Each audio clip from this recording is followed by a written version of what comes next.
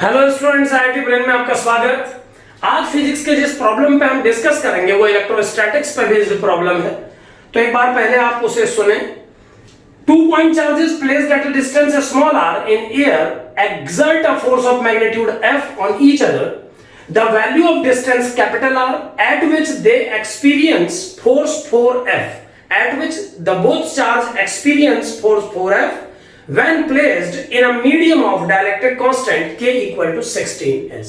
यानी आपको वो डिस्टेंस बतानी है जिस पर इन दोनों चार्जेस को रखने पर किसी 16 डाइलेक्ट्रिक कांस्टेंट वाले मीडियम में ये 4f फोर्स एक्सपीरियंस करें। तो हमें डिस्टेंस कैलकुलेट करनी है। अब यहां ध्यान दें, मान लेते हैं कि ये दोनों चार्जेस q1 और q2 मैग्नीट्यूड वाले हैं और जब इन्हें एयर में r डिस्टेंस पे प्लेस किया गया तो इन दोनों ने एक दूसरे पर जिस मैग्नीट्यूड का फोर्स एक्सर्ट किया होगा वो फोर्स मैथमेटिकली कूलम्ब्स लॉ से होना चाहिए k q1 q2 by r square, जिसको कि सिंबॉलिकली f से इस क्वेश्चन में दिखाया जा रहा है। यहां पर ये ध्यान रहे कि ये कंडीशन तब है जब इन दोनों को एयर में सेपरेट किया गया है। एयर का डायरेक्ट्रिक कांस्टेंट 1 होता है। अब क्वेश्चन ये पूछता है कि अगर इन्हीं दोनों चार्जेस को एक दूसरे से किसी कैपिटल आर डिस्टेंस पे सेपरेट कर दिया जाए किसी मीडियम में जिसका डायरेक्ट्रिक कांस्टेंट 16 है, यहां पर किसी मीडियम में सेपरेट कर दिया जाए का अर्थ क्लियर समझे। किसी मीडियम में सेपरेट कर दिया जाए इसका अर्थ यह है कि अगर हम इस पूरे सिस्टम को एक ऐसे इनफाइनाइट मीडियम में पुट कर दे जहां थ्रू आउट चारों तरफ स्पेस में एयर के बजाय 16 डाइलेक्ट्रिक कांस्टेंट वाला ये मीडियम प्रेजेंट है। इसका अर्थ यह है कि इन दोनों चार्जेस को एक इनफाइनाइट स्पेस में जहां पर चारों तरफ के इक्वल टू 16 डाइलेक्ट्रिक कांस्टेंट वाला मीडियम भरा हुआ है उसमें रख दिया जाए तो इनके बीच में 4f फोर्स अगर लग रहा हो तो हमें यह बताना है कि इस कैपिटल R की वैल्यू स्मॉल r से किस तरीके से रिलेटेड है। यानी हमें कैपिटल R की वैल्यू कैलकुलेट करनी है और इस क्वेश्चन के जो ऑप्शंस है वो स्मॉल r के टर्म्स में है। इसका मतलब हमें कैपिटल R और स्मॉल r को रिलेट करना होगा। अब यहां पर एक बात बिल्कुल ध्यान रखें कि दो चार्जेस के बीच लगने वाला फोर्स या ये कह लें कि एक चार्ज दूसरे चार्ज पर जो फोर्स डेवलप करता है उस फोर्स का मैग्नीट्यूड किसी मीडियम की प्रेजेंस या किसी अदर चार्ज की प्रेजेंस पर डिपेंड नहीं करता है। ये हम जानते हैं बाय कंसेप्ट, हमने पढ़ा था अपने थ्योरी टॉपिक में, हमने डिस्कस भी किया था कि दो चार्जेस का एक दूसरे पर फोर्स जो एक्सर्ट होता है वो किसी मीडियम की प्रेजेंस से इंडिपेंडेंट होता है। बट इस प्रॉब्लम में इस चार्ज ने इस चार्ज पर कितना फोर्स लगाया ये नहीं बोला जा रहा है। इस प्रॉब्लम में क्लियरली लिखा हुआ है कि पहली कंडीशन में इस Q2 पर लगने वाले फोर्स को F बोला गया है और दूसरी कंडीशन में इस Q2 पर लगने वाले फोर्स को 4F बोला गया है।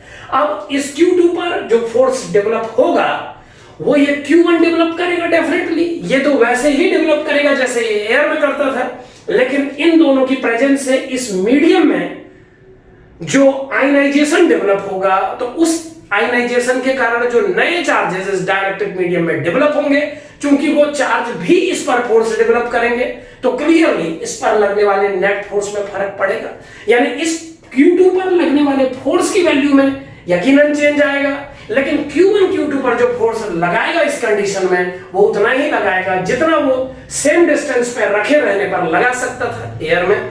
तो हमने पढ़ा है, हम जानते हैं कि जब किसी डाइलेक्ट्रिक मीडियम को प्रेजेंट कर दिया जाता है तो उस कंडीशन में किसी चार्ज पर जो नेट फोर्स एक्सपीरियंस होता है वो उसी कंडीशन को एयर में कंसीडर करने पर एक्सपीरियंस किए गए फोर्स से k टाइम्स यानी डाइलेक्ट्रिक मीडियम टाइम्स कम होता है। तो इस कंडीशन में चूंकि मीडियम का डाइलेक्ट्रिक कांस्टेंट 16 कंसीडर किया गया है तो Q1 के द्वारा और इस मीडियम में इंडक्शन के द्वारा Q2 पर जो नेट फोर्स लगेगा उसको हम जिस फॉर्मूले से देंगे वो फॉर्मूला होगा k Q1 Q2 upon dielectric constants times distance square. अब यहां पर ध्यान दें कि न्यूमरेटर में जिस k का हम इस्तेमाल कर रहे हैं कैपिटल के वो 1/4 पाई एप्सिलॉन नॉट के लिए यूज किया जा रहा है, जबकि डाइलेक्ट्रिक कांस्टेंट के लिए हम जो कांस्टेंट के यूज कर रहे हैं उसे क्लियरनेस के लिए हम स्मॉल के से कन्वर्ट कर रहे हैं।